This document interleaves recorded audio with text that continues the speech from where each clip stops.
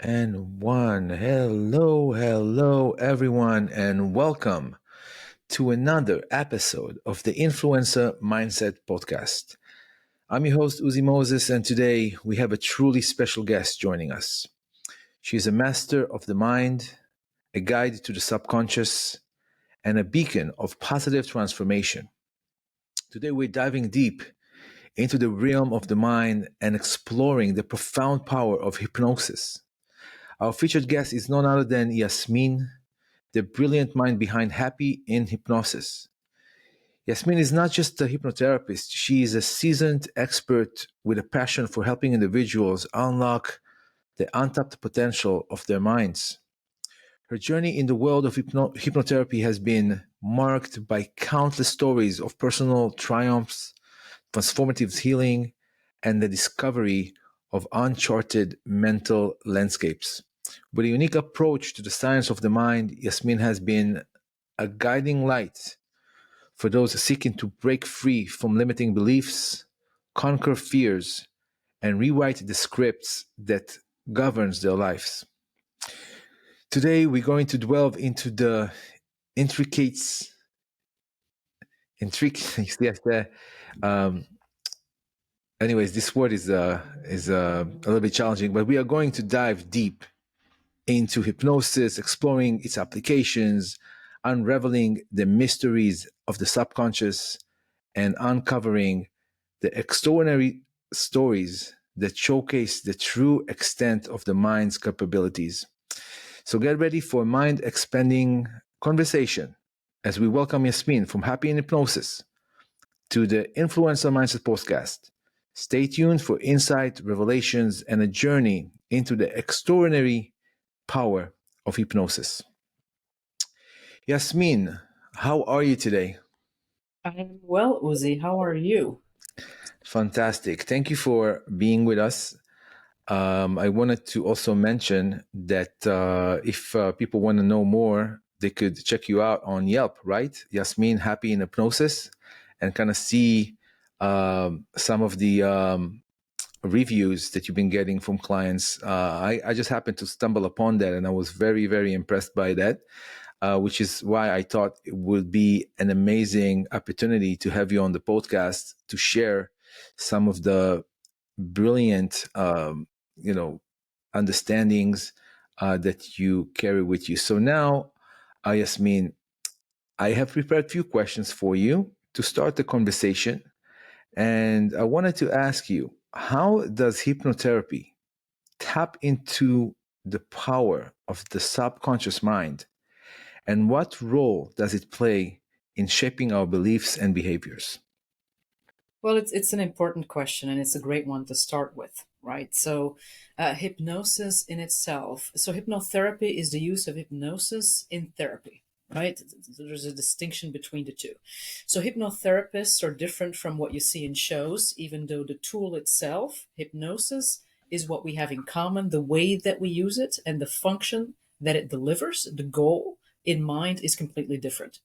So, hypnosis in itself is nothing more than a state, and it's a state of being. So, for example, when we are born, we are born with a certain package, certain things that happen automatically.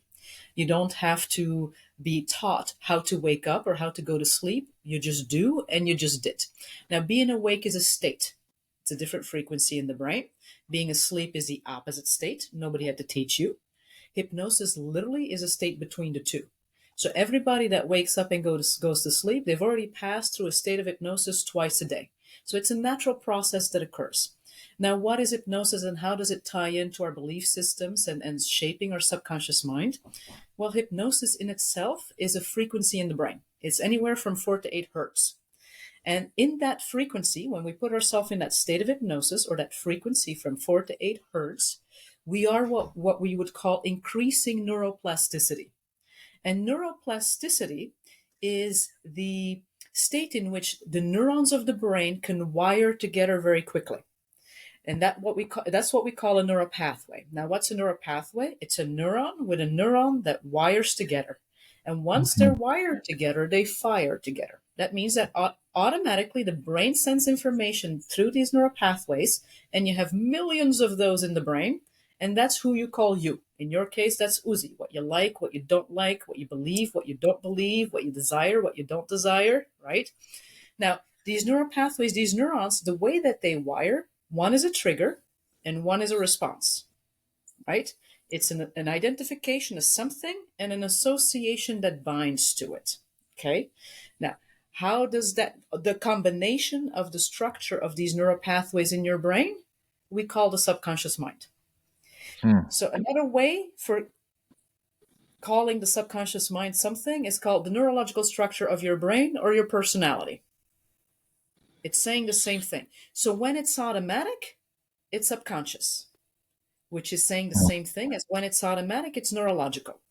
Once you have millions of neural pathways in the brain, which are formed through the experiences that you have, through your senses, the things Hmm. you've been taught, the things you see, the things you taste, the things you feel, it becomes wired to specific triggers. Hmm. And that's the subconscious mind. Now, hypnosis is a way for these neurons to wire together quicker to then make a different imprint on the subconscious mind compared to that which you've experienced, been taught, learned, or have lived, so that you can be the person who you can be. In other words, hypnosis is nothing more than a state of learning, because wiring neurons together is in fact learning. Yeah. That's pretty interesting. Wow. So let's talk a little bit about the mind-body connection. Can you share an example from your practice Mhm. where hypnotherapy has profound impact on someone's physical well-being, like demonstrating the intricate connection between the mind and the body? Oh, absolutely. I mean, it's impossible not to demonstrate. Everything has a connection within. You know, something just as simple as anxiety. There are physical symptoms, physiological symptoms that occur in the body. Something as depression has a physiological response. We can't do things. We're not motivated. We shut down. Hmm. But one of the cases that is just really very mind blowing, but then again, all telling. Yeah, let's go to a beautiful story, if you will, which there are plenty, but an interesting one. This is years ago, where a young lady was referred by her psychiatrist at Cedar Sinai, and the lady had no use of her left leg, none whatsoever. Doesn't function. Hmm.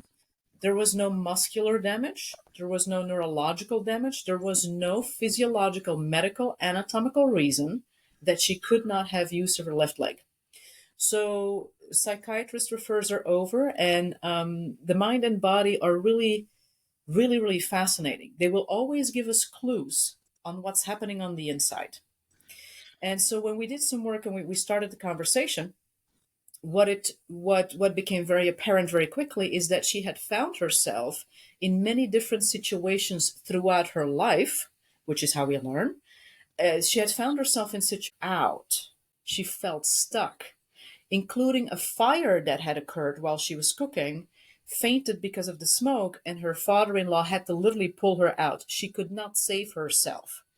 Now, the mind in itself, our brains don't have any nerve endings, right? Like our nails and our hair, that's Hmm. why we don't have feeling. We can't say, I'm a little stressed, so my amygdala, I can feel it in Hmm. my amygdala, right?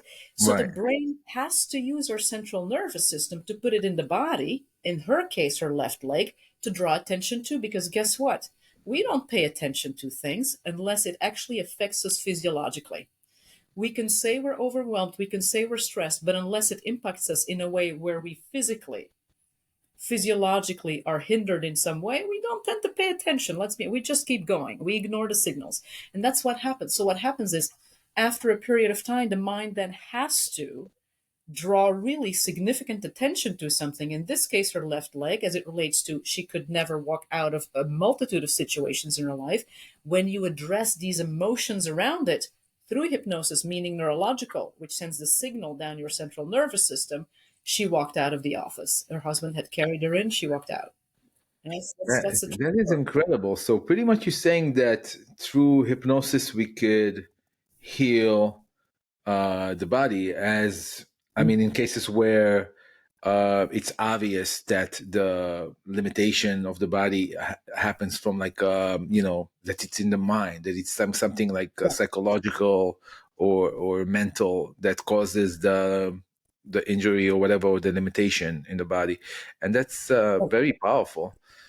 Well, it's Um, not just because of hypnosis. it's because of the mind. And that's what placebo is, right? Placebo doesn't mean that it doesn't exist or it's not real.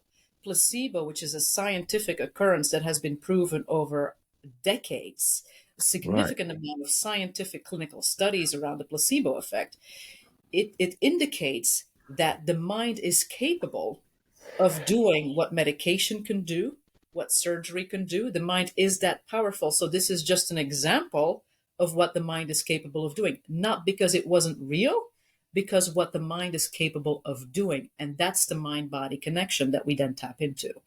That's amazing. I heard from Dr. Bruce Lipton that they did an experiment with placebo, like you said, with people that take psychiatric drugs on a regular basis, like Prozac or antidepressant drugs, and they gave them placebo, and it showed that the antidepressant drugs or whatever pharmaceutical drugs are given to people that have some kind of a depression or anxiety actually worked better in 90% of the cases, which was an unbelievable number, just to show that when people believe in something, they can actually heal themselves without really having to, ingest a chemical or any type of pharmaceutical drug, which is unbelievable. But many people have a deep-seated fears and limiting beliefs, right? So how does hypnotherapy help individual overcome these mental barriers and Mhm. unleash their full potential? Because this is what it's all about. Mhm. Well, we all have this unlimited potential. We are born with a blank slate. Most of us. It is true that throughout pregnancy, there are things that can occur to the mother and the environment that have an impact on the fetus and the embryo, of course, because we are all connected that way. When it comes to embryo, fetus, and mother, very understandably so, right? So through the umbilical cord and etc. So when we first and foremost, to be able to overcome a fear and tap into the unlimited potential, we first, within each and every single one of ourselves, have to identify what these fears are because we're all different and we've all lived different lives, have had different experiences. So we walk around with different fears. Now, we have to understand that fear is an anatomical component of who we are as human beings. When we are born, we have a fear of startling and we have a fear of falling. Hmm. That comes with the package, right? So fear ultimately is a mechanism that is a part of us, that is part of the design of our brains to keep you alive. Now, we have to keep in mind that the brain is not designed to make us happy. That's not its function. Unfortunately so. The brain's design is to keep you alive.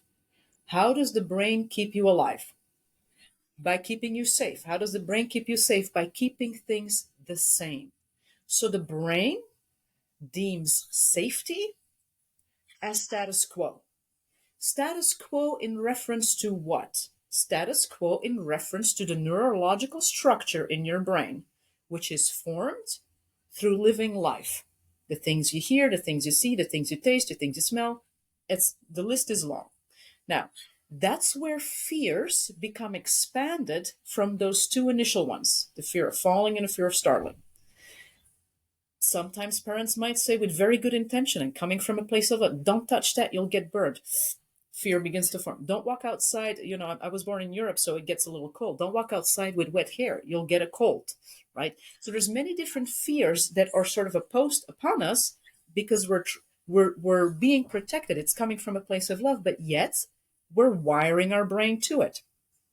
We might get afraid of a certain sound at night. We might get afraid of sitting in a car. So these fears kind of get picked up along the way. Okay. Mhm. Now, the beauty of hypnosis is not so much the beauty of hypnosis. Hypnosis is a natural state that we have the ability to tap into. But the beauty of our mind is that we can rewire, recondition that which we've picked up along the way once we've identified that it's getting in the way of that which we're looking to accomplish. The trigger will be the same, but the neuron that we can attach to that initial trigger, we can choose and we can change. And so that's how we can. It's one of the ways in which we can overcome fears once identified that are no longer limited to the two initial ones, fear of falling and fear of startling. I see. So So let's talk about a little bit about like rewriting the past. In your experience, how effective is hypnotherapy in helping individuals reframe and heal from past traumas?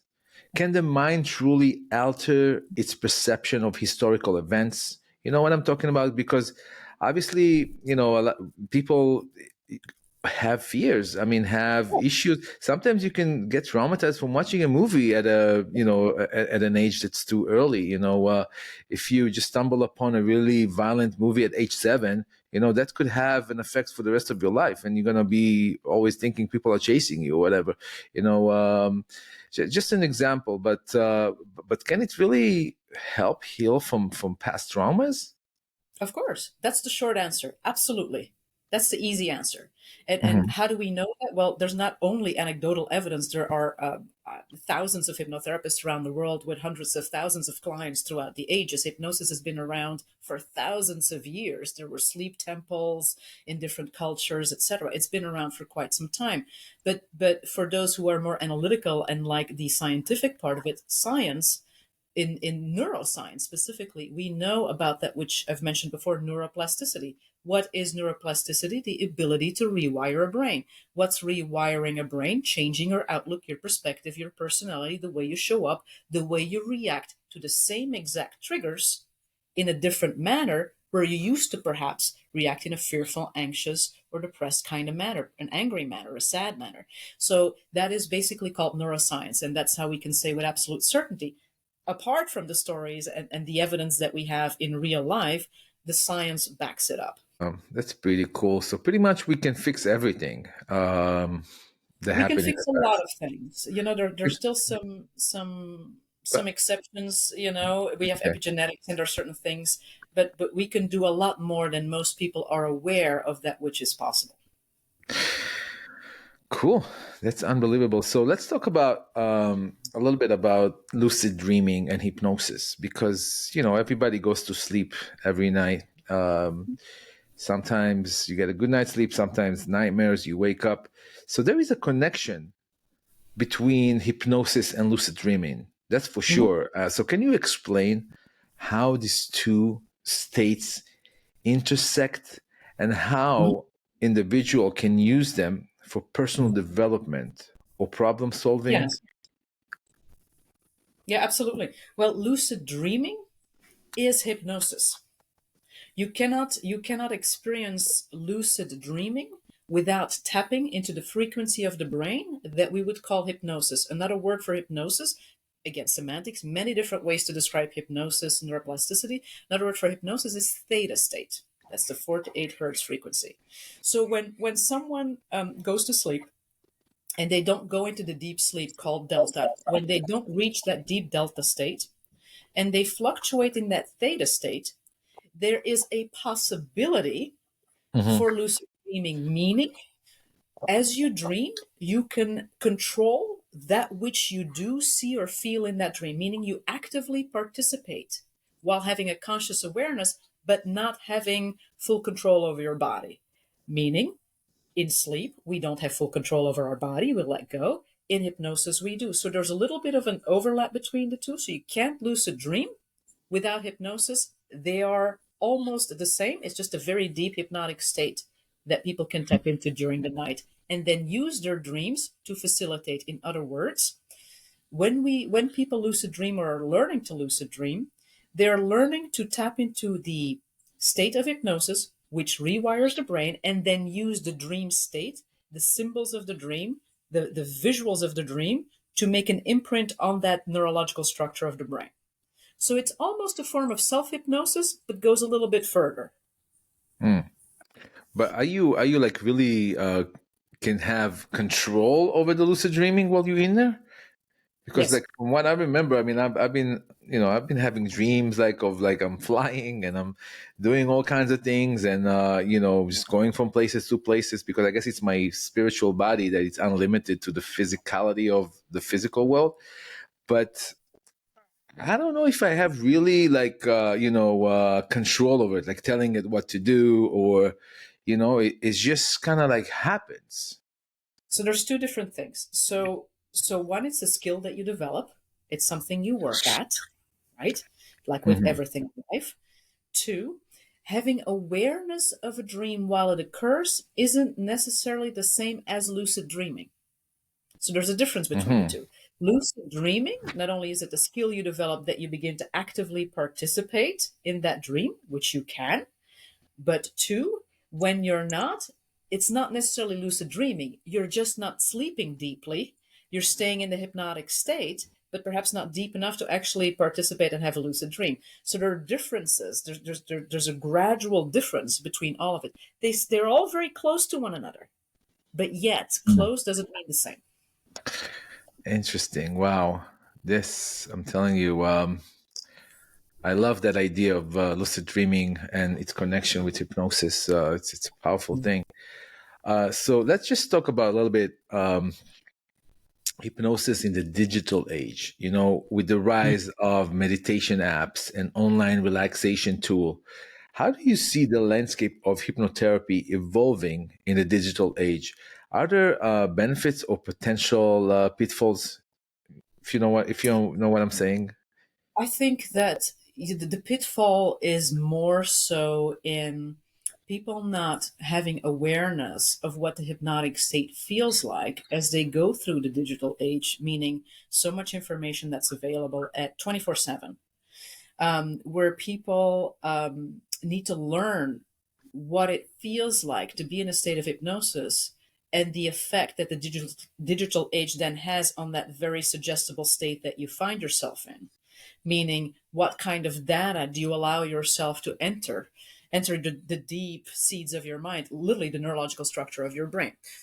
So there's two separate things. I think that hypnotherapy as it exists today has been around in this form and this structure, in this efficient and productive form and structure for a very, very, very long time, and I don't see that changing anytime soon. Now, that being said, will there be individuals and companies that will tap into virtual reality to elicit a state of hypnosis and therefore desensitize, rewire to some of these triggers that they used to have, use virtual reality to bring about a change? Absolutely.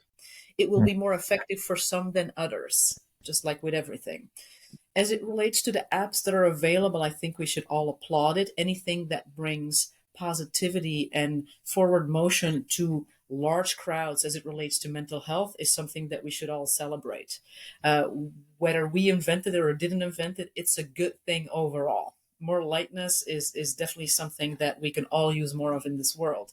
So some of these apps, as we know them without naming any of them, that are very popular, are built around meditation. Now, there is a difference between the meditative state in the brain and the hypnotic state in the brain.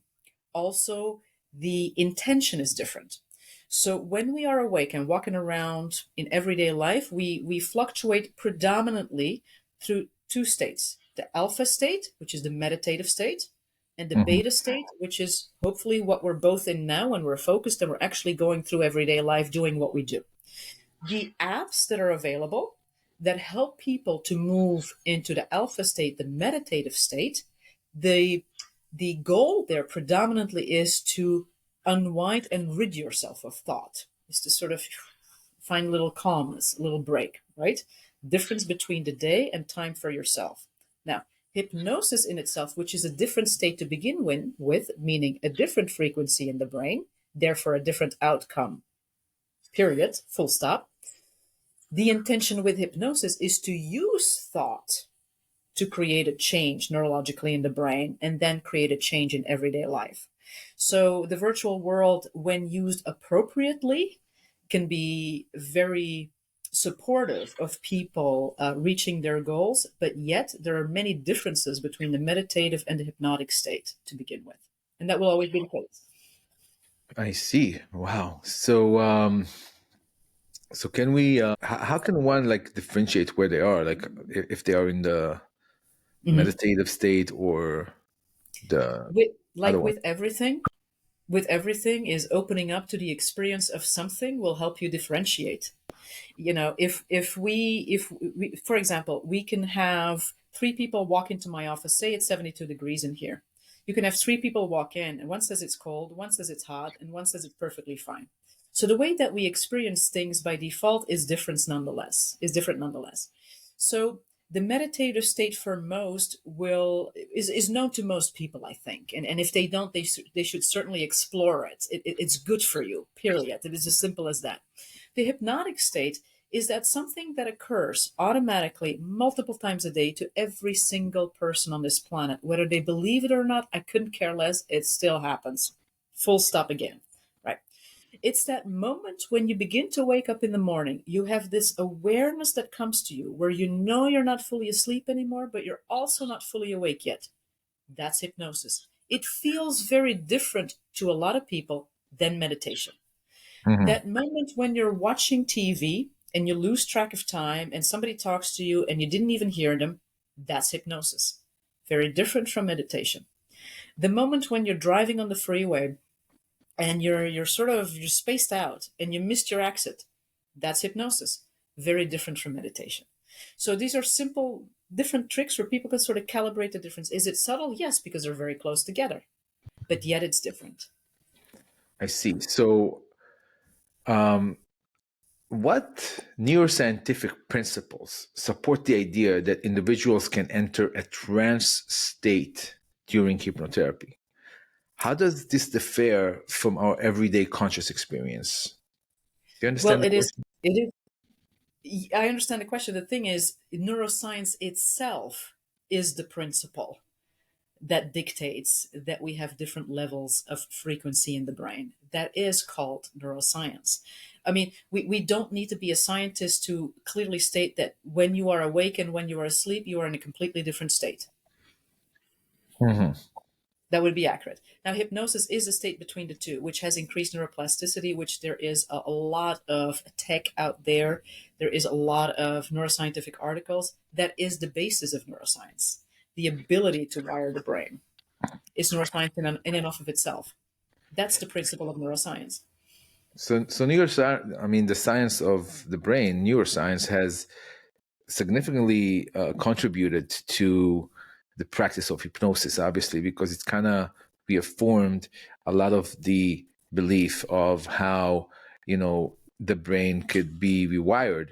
Where, I remember, years ago, I've heard from a very wise man. I don't want to say the name, but he said that you can't teach an old dog new tricks, which Well, means that. you can teach an old dog new tricks, and I would say it's the other way around. So I love science. I think it's wonderful. I'm absolutely a nerd. I think I'm a cool nerd, but a nerd nonetheless. Science, what we have to remember about science in many aspects is that science often comes after the fact. It's not because of neuroscience that hypnosis exists. It's because anatomically we have functioned in a certain way, and the science of the neurological structure of the brain, called neuroscience, has been able to prove that which has always been. So sometimes science comes after the fact. It just proves the fact. That's what science is. Mhm. That's amazing. I mean, hypnotherapy is a very powerful thing, but Mm, it's also a deeply personal experience. How correct. do you navigate ethical considerations in your practice, ensuring the well being and autonomy of your clients, if you know what I'm saying? Well, first and foremost, I don't know what ethical consideration would need to be taken into account other than the willingness of the individual coming in of their own choice, wanting to accomplish what they want to accomplish. Now, of course, the goal that people come in for, that's under the scrutiny of an ethical internal committee, if you will. For example, I'll give you some examples because, as hypnotherapists, we do get some weird calls sometimes. And I remember once this gentleman that called, and I already knew that he was making the rounds because hypnotherapists, we talk to one another. We let each other know that there's some weird calls going around. And got this call of this gentleman who asked me if I can help him let go of his ability to hold his urine. Exactly. I Hmm. had to ask the question a couple of times, restating what he was saying to make sure that I heard it right, because it's a little bit of an odd request. Well, let's be honest, it's a weird request. It's just weird. And so I, Very.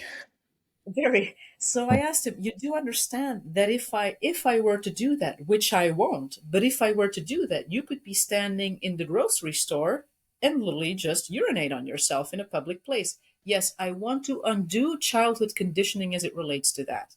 And so that's Hmm. where the internal ethical committee within me says, "No, I will not do that," for obvious reasons. And so that's where ethics comes in. But other than that, hypnosis in itself is an anatomical natural something that occurs to every person every single day, multiple times a day. You can't learn anything without that frequency in the brain, that state of hypnosis, period. That's interesting. Do you know of any cases where hypnotherapists, uh, hypnotize people and took advantage of them in any way or form, or that's a rare It's occurrence? it's it's a rare occurrence, and it really requires a lot of variables to fall into place, which then in and of itself is rare. But just like with every industry, you have mechanics that are wonderful, and you have mechanics that will take money out of your pocket that is not needed. You have dentists that are fantastic, and you have dentists that will keep you coming back. Every single profession is ultimately limited to the benevolence and the moral and ethical standards that the practicing individual holds themselves to. Right. So, welcome to humanity. Right. So, so I actually a Yeah. couple of years ago I was interviewed by BuzzFeed, if you remember them. BuzzFeed, where there was this young lady, very suggestible, 16 years old, had just lost her grandparents and had found herself on what shall we say the dark web, and had found herself getting into these chat rooms where people didn't, some people, not all, some people didn't have the right intentions. And she was sort of drawn into a world of grooming. And she was hypnotized with consent. She gave her consent, right? But she was hypnotized by people that didn't have the best intentions for her in mind. And as a 16-year-old, being very suggestible, having just lost people that were close to her, um, they took advantage of it. And so now in the documentary that I was a part of, it was sort of the interviewer was looking for ways, is that possible? And two, can we undo? And the answer is yes to both. So just like it's very rare, extremely rare, because so many different things would have to fall in place for that to occur. So that the chances of that are extremely low, which is why you also when you look for professionals, you look for someone that has a track record, that has reviews, that has studied right, and is ultimately a good person, like you do with any other profession and any other professional that you would engage with. I would hope so, at least. Absolutely, that makes a lot of sense. So now to the million-dollar question: Hmm. self hypnosis techniques. Hmm. Are there practical self hypnosis technique that our listeners here at the Influencer Mindset podcast can incorporate into their daily lives to enhance focus, reduce stress, or improve overall mental well being? Sure, there are, and there are many different ways to go about it, right? So the easiest is the following: is to remember, and repetition is a part of how we learn. So allow me to reiterate, because that's how it sticks in the brain, right? Is that right before you fall asleep and right as you wake up, you are by default, without effort, naturally so, in that state of hypnosis, the 4 to 8 hertz. So without effort, right before you fall asleep, if you can allow yourself to make the choice to envision, think about those things that you want to accomplish that are not yet a reality in your life, then you are making a neurological imprint on your brain without too much effort, but you still have to do it. You still have to make that choice, right? This is why you're here very often. You've heard in all the self-help books and the numerous amount of podcasts and social media reels, etc., about mantras and affirmations. I would think that most people in your audience would understand what a mantra and affirmation is: a statement that you Yeah, keep reaffirming to yourself about something that you want, but that you don't have yet. whether it's an experience or something, whatever that is. Right. Can you give me an example of an affirmation? Like how would you say an affirmation? Would you tell yourself, for example, I am a great person and I am strong and big? Like right in the in between time, right Yes. before you fall asleep, right between being awake and asleep. So you're trying to put that affirmation right there in that particular moment. So how would Mhm. you say the affirmation? Will you tell you are? You would tell yourself. Will you tell yourself in a way that you are like somebody? Or you tell I am. It depends on the person, on the individual.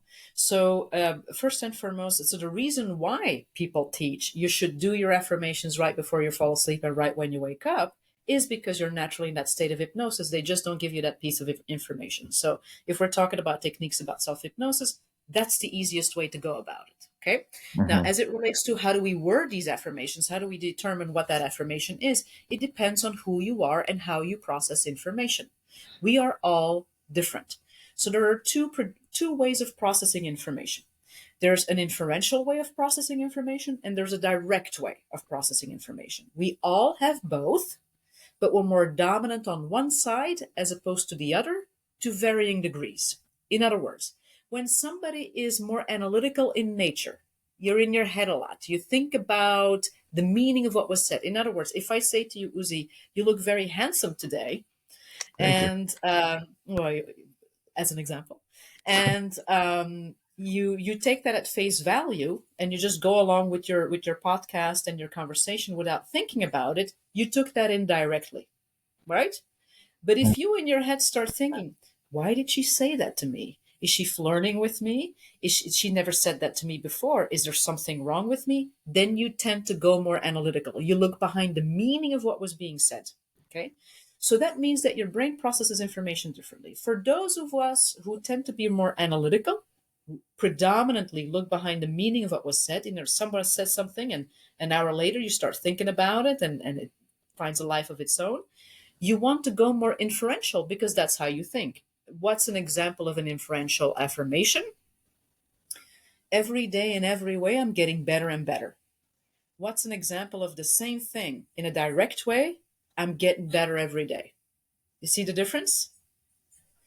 And so you want to first identify, sort of by taking a moment to take score. How do I think? Am I in my head a lot? No, I take things at face value. That's your first step. And then you begin to identify what do I want to accomplish?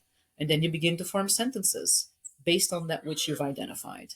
And sometimes that's trial and error, and you sort of have to feel okay with it. You don't have to feel fantastic about it because you won't feel fantastic about it because there's no information in the brain yet. And the brain's purpose is to Mhm. keep things the same. So the moment that you're wanting to create a change, it's not going to feel comfortable. It's why we want change, but we don't like it. It's an anatomical functioning. So as long as it to some degree sounds okay to you, it doesn't have to feel okay, but sounds okay to you, that's what you go with. And my advice would be a maximum of 3 affirmations. Do not come with 50 affirmations at a time. One, you won't be able to focus on it.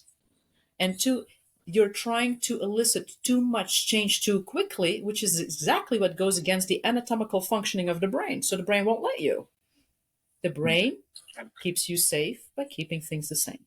So incremental change for long lasting, fast result. Amazing. Unbelievable.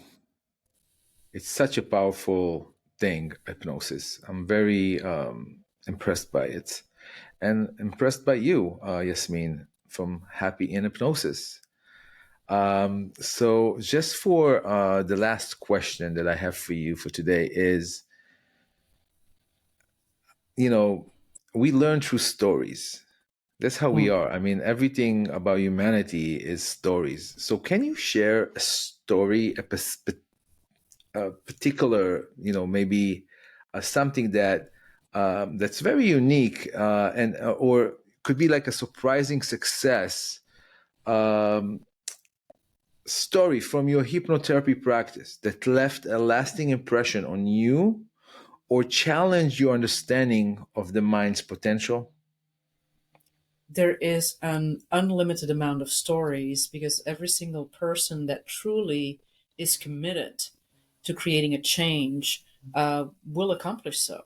So the story ultimately is that every single person that comes in and eventually reaches their goal well, it's a life-changing story because it not only affects them, but it affects their Mhm. family, it affects their community, it affects the way they communicate, it affects the way they conduct business, it affects the way they show up at work, etc. So there's plenty to choose from.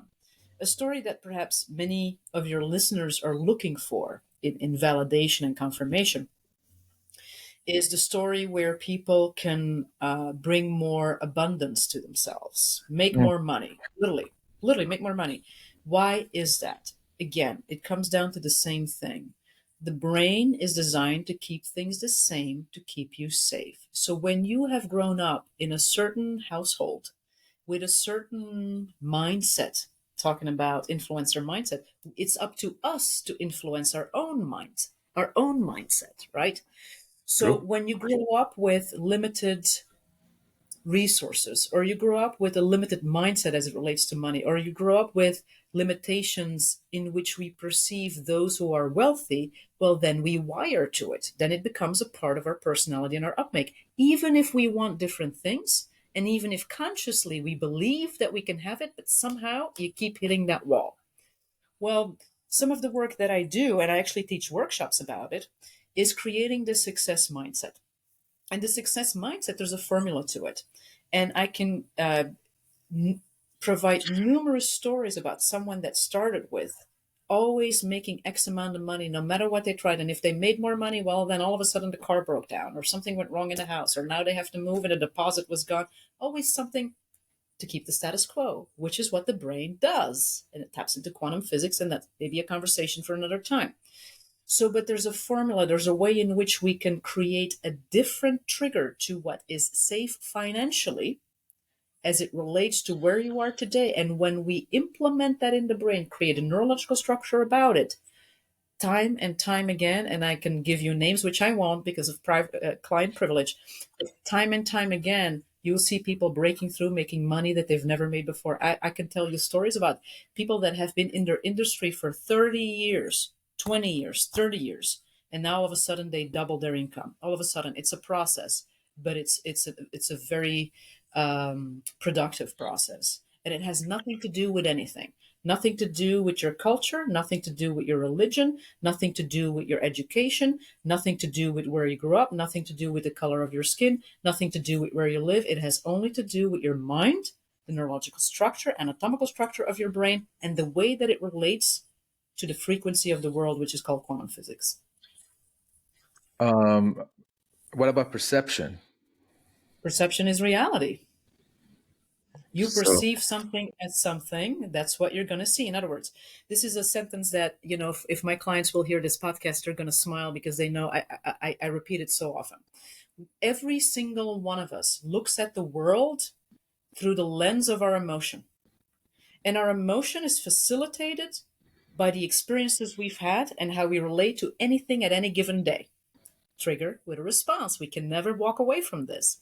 So the moment that you begin to change the emotional state of somebody, which you do by changing the neurological structure of somebody, trigger response, same trigger, different response, the outlook, the perception changes as well. You and I both know that when we're not feeling so good and we look at any given subject, we're not going to feel so good about the future. But if 5 minutes later somebody made us laugh and we look at the same thing, all of a sudden it's not as daunting anymore. Nothing changed. The thing is still the same, but the way that you perceive it is different. So perception is then your reality, because the moment that you change your emotion, you change the way that you experience your reality. You come from a different perception. beautiful, beautiful, amazing. Um, Fantastic. What can I tell you? This has been a very good conversation.